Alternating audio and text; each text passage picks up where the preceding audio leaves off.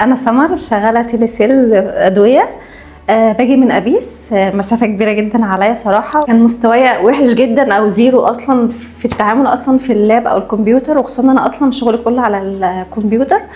فقررت ان انا اخد الاي سي دي ال والادفانسد اكسل. صراحه كان مجهود كبير جدا عليا، يعني ان انا اخد ده وده، ويعتبر 4 ايام في الاسبوع وكل سيشن 3 ساعات، فكان صعب.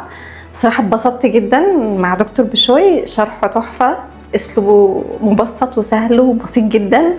ولما بنقف او نعطل في اي حاجه صراحه بيجي لنا لحد عندنا ويشرح، ولو في حاجه ما كملتش معانا بيبعت فيديو على الواتساب وكده وبيشرح. واستفدت جدا جدا صراحه من الكورسين، ومتضايقه جدا ان انا خلصت صراحه، مستنيه الكورس الجديد، انا بجد مستنياه.